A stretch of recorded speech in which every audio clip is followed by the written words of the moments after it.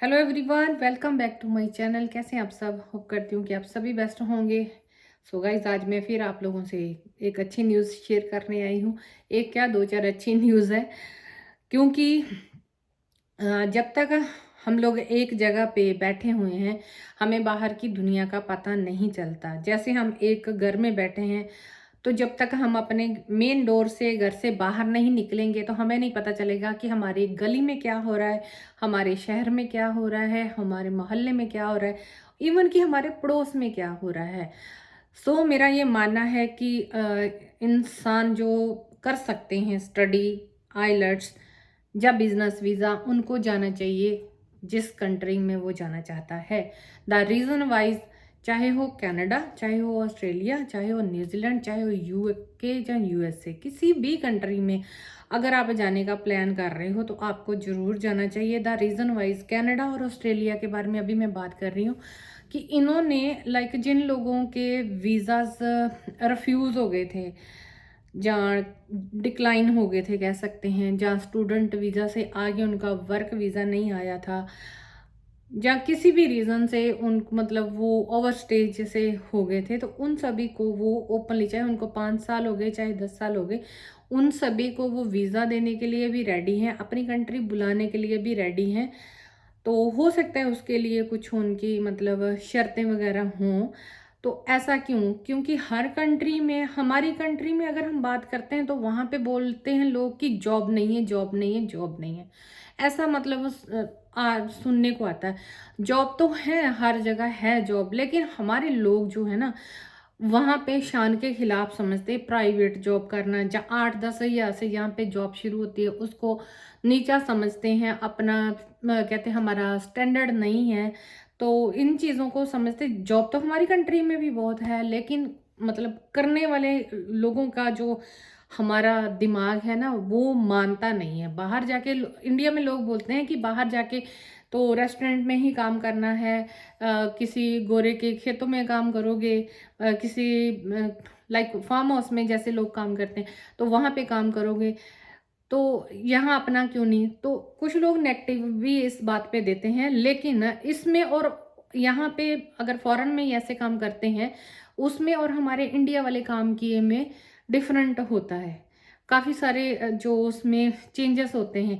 वहाँ पे उसको नौकर की नज़रों से देखते हैं, जैसे लाइक खरीद लिया हो किसी को, तो ऐसे देखते हैं। लेकिन यहाँ पे 8 आवर वर्क है, हाफ एन आवर वो देते हैं आपको लंच टाइम या ब्रेक टाइम जिसको हम बोलते हैं। और यहाँ पे छुट्टियाँ भी मिलती हैं, छुट्टियों के पैसे भी दिए जाते हैं, और उसके बाद अगर ओवर टाइम करते हो उसके पैसे दिए जाते हैं। वहाँ पे अगर एक काम के लिए रखा गया है तो 10 काम और साथ में करवाए जाते हैं, जो कि एक बैड थिंग है।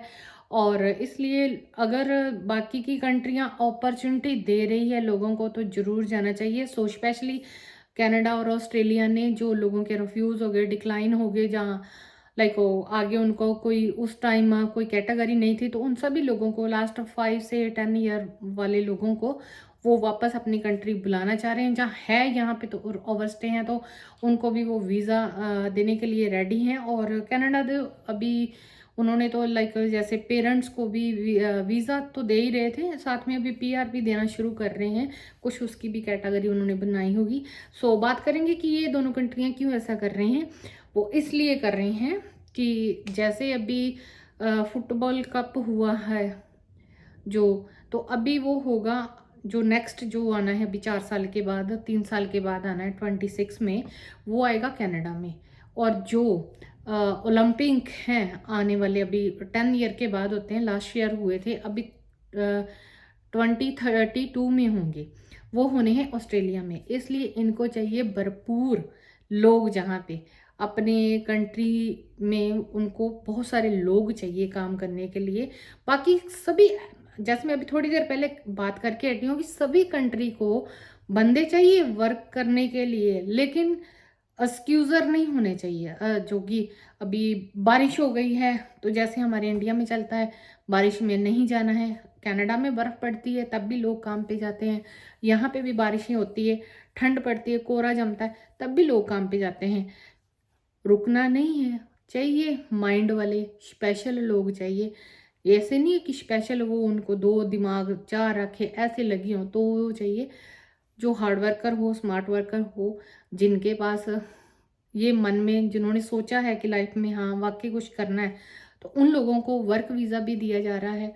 क्योंकि हर जगह पे लोग चाहिए, क्योंकि हर कोई अपने देश को आगे लेके जाने के बारे में प्लान करता है, सोचता है, तो उसके लिए इन्होंने पहले ही जैसे कैटेगरी बनाई है। तो हर साल कहते हैं कि 2000 नहीं, 2 लाख लोग जो हैं माइग्रेट होते हैं, ऑस्ट्रेलिया आते हैं।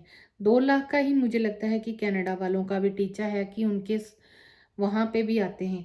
अभी जैसे-जैसे अभी मेरे को न्यूज़ जैसे मैं देखती हूँ, तो उसमें मुझे ये पता चल रहा है कि ऑस्ट्रेलिया में कनाडा से भी काफ़ी लोग मूव कर रहे हैं, बिकॉज़ वहाँ पे बर्फ़ ज़्यादा पड़ती है और धूप कम है।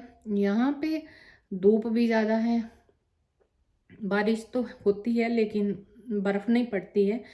तो वहाँ के मुकाबले यहाँ पे जैसे न्यूज़ीलैंड में भी प्राइस जो है चीज़ों के बहुत ज़्यादा हैं। ग्रोसरी वगैरह की जो मेन हमारी लाइक खाने वाली चीज़ें हैं उसकी, तो उसके लिए लोग वहाँ से इधर मूव कर रहे हैं। अपॉर्चुनिटीज़ यहाँ पे और ज़्यादा है, तो इसलिए भी लोग जो है मूव कर रहे हैं।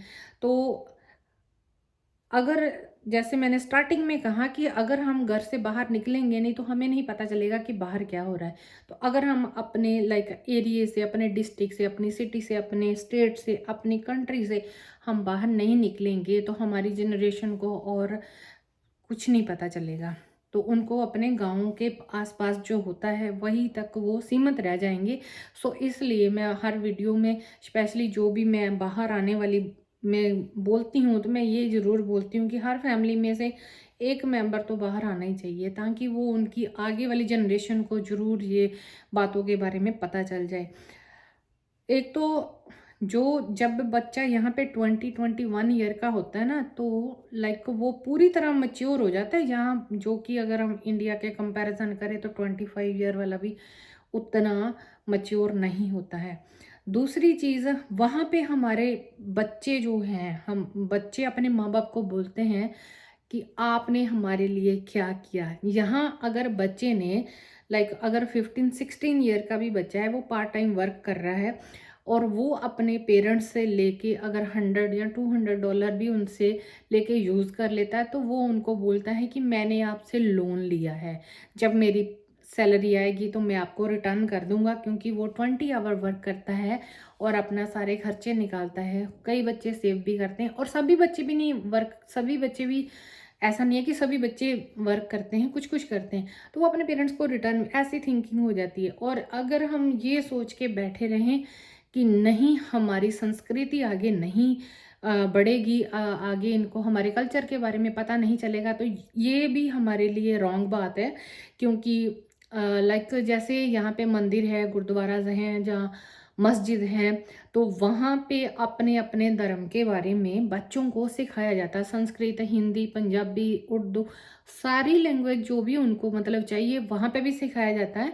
और अभी तो जैसे मतलब ये मतलब न्यूजीलैंड में नहीं था कि एक्स्ट्रा लैंग्वेज स्कूल में रखते हैं, तो यहाँ पे एक्स्ट्रा लैंग्वेज भी रखी जाती है स्कूल में।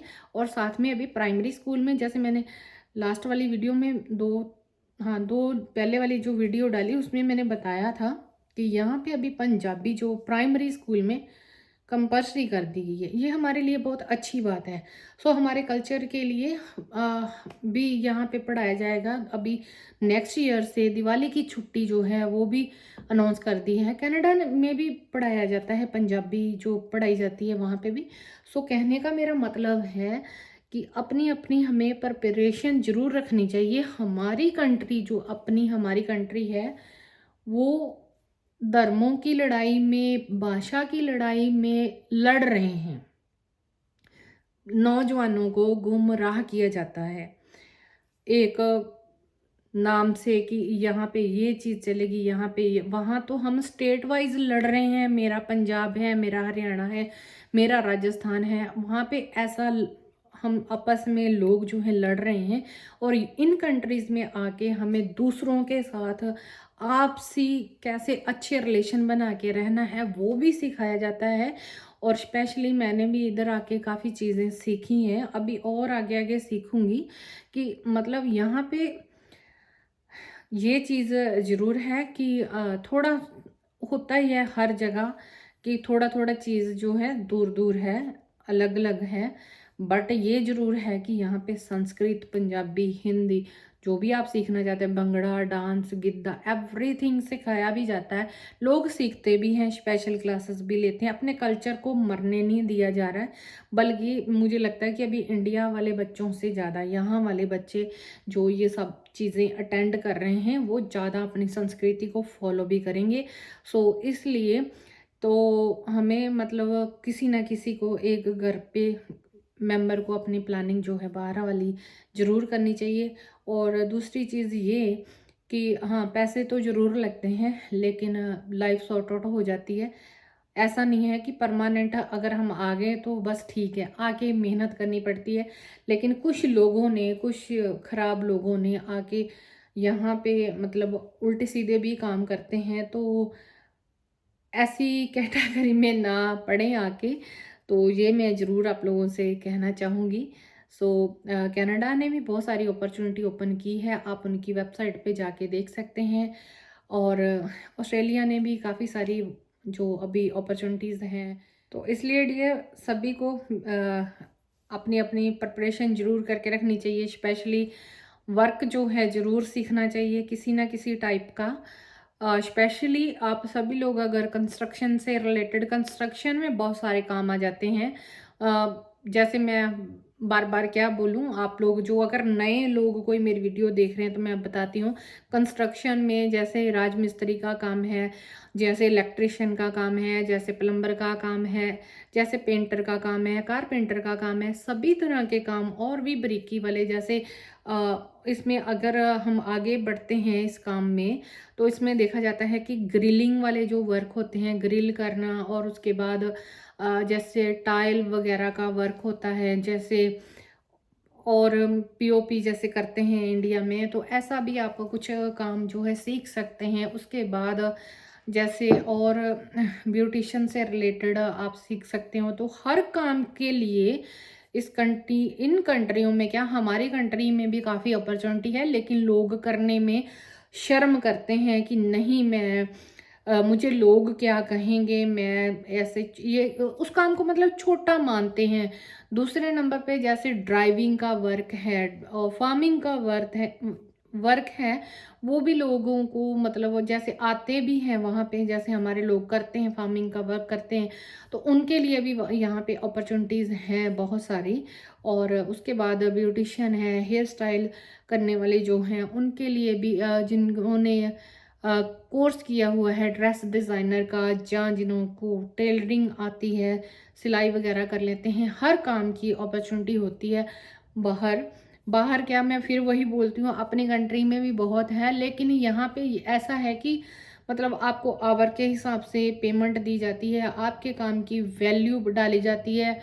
आपको ये नहीं है कि अपना पर्सनली कोई लोग आपको यूज़ करते हैं। जो आपकी ड्यूटीज़ हैं आपको वही करनी है, छुट्टी के साथ छुट्टी भी मिलती है। और जब कोई ऐसे पब्लिक हॉलीडे आ जाता है तो फिर डबल पे भी होती है। सो पे के ऊपर अगर बात करेंगे तो हम नेक्स्ट वीडियो में करेंगे। सो गाइज, कंट्री ने बहुत सारे कह लो कि झोली फैला दी है, तो अभी आप लोग यहाँ पे आके बहुत टाइप के वर्क जो है कर सकते हैं। सो उसके लिए जैसे मैंने भी बताया कि हर कंट्री में बंदों की ज़रूरत है। स्पेशली अभी कनाडा में, जहाँ हम ऑस्ट्रेलिया की बात करें तो मतलब हर तरह के, हर जितनी भी लाइक दुनिया की कैटेगरीज होती हैं वर्क वाली, सभी टाइप के वर्क की। तो इसी के साथ साथ मैं ये भी बताना चाहूँगी कि ये जॉब ऐसा नहीं है कि मतलब गवर्नमेंट जॉब हो तो ही आपको इनकम होएगी, ऐसा कुछ नहीं है। जैसे हमारे इंडिया में प्राइवेट जॉब किसी को करनी नहीं है, गवर्नमेंट जॉब ही चाहिए सब, ये सोचते हैं। बच्चों को प्राइवेट स्कूल पढ़ाना है, जॉब हमें सरकारी चाहिए, इलाज हमें प्राइवेट करवाना है, लेकिन हमारे बच्चे सरकारी डॉक्टर बनने चाहिए, टीचर हमारे सरकारी बनने चाहिए, खुद अगर बच्चे जो हैं प्राइवेट स्कूल पढ़े हैं। तो ऐसे हमारे लोगों की सोच है, प्राइवेट काम को मतलब काम ही नहीं समझते। तो यहाँ पे प्राइवेट हो गवर्नमेंट हो सभी एक जैसा है, सभी को हॉलीडे सेम ही आनी है, सभी को जो अनाउंसमेंट जो होती हैं जिनके लिए अनाउंसमेंट छुट्टियों की वो सिमिलर ही होनी है। 19-20 का फ़र्क होगा, ज़्यादा कोई फ़र्क नहीं है, क्योंकि लोगों को एक ही नज़र से देखा जाता है। लोगों को क्या, चाहे मिनिस्टर हो उनको भी सिमिलर नज़र से देखा जाता है। ये नहीं है कि उनके लिए कुछ अलग है, तो जो गवर्नमेंट जॉब करते हैं उनके लिए कुछ अलग है। हाँ, अगर आपकी बड़ी पोजीशन है, आपके पास बहुत ज़्यादा कुछ डिग्री है, आपने बड़ी अच्छी पढ़ाई की है, आपके पास बड़ा एक्सपीरियंस है, तो आपको अच्छी जो जॉब है वो मिलती है। आपको उसके साथ मतलब काफ़ी सारी सहूलतें दी जाती हैं जो हमारे इंडिया में भी होती है। सो स्पेशली यही मैसेज आप लोगों से मैं आप लोगों को कन्वे करना चाहती हूँ कि काम सीखें, काम करें, किसी भी कैटेगरी का या किसी भी टाइप का शर्म मत करें। और अपना अगर कोई नहीं भी आ सकता है, जैसे आजकल लोगों ने इजी काम पकड़ा हुआ है कि फ्रॉड करते हैं, जो कॉल करके अकाउंट की जो डिटेल लेके, तो ऐसे वाले कामों से भी दूर रहें, क्योंकि कई बार लोग अपने साथ जोड़ने की कोशिश करते हैं। जो हक और सच की कमाई होती है ना, उसी में परमात्मा आपको आगे बढ़ाता है। अगर हम हक और सच की कमाई नहीं करेंगे तो लाइफ में झूठा या ऐसा पैसा कमाते हैं लोग उल्टा सीधा काम करके, वो आपके साथ ज़्यादा टाइम टिक के नहीं रहता। सो गाइज़, अपनी अपनी प्रिपरेशन कीजिए, अपने अपने आना चाहते हैं तो देखिए घर से बाहर निकल के ही काम होते हैं। हमारे श्री गुरु नानक देव जी, उन्होंने भी कहते हैं 4 उदासियाँ की हैं, और बाकी भी गुरुओं ने, हमारे देवी देवताओं ने, हमारे पीरों पैगंबरों ने अलग अलग जगह जाके अपना अपना संदेश पहुंचाया था।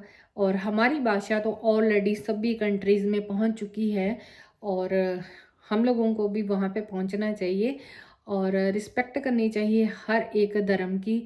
लोगों को धर्मों में नहीं बँटना चाहिए, और ये नहीं कहना चाहिए कि ये मेरा है, ये मेरा है, ये सब कुछ हमारा ही है। हम इस दुनिया में आए, इस धरती में आए, सब कुछ हमारा ही है, ये मान के चलना चाहिए। ये नहीं है कि हमारी स्टैंप लग जाए तो हमारा। So thank you everyone, have a great day. अपना और अपनों का ध्यान रखें, हंसते मुस्कुराते रहें, और जिस भी कंट्री में जाएं खुश रहें, तंदुरुस्त रहें और खूब तरक्की करें। Thank you everyone, have a great day.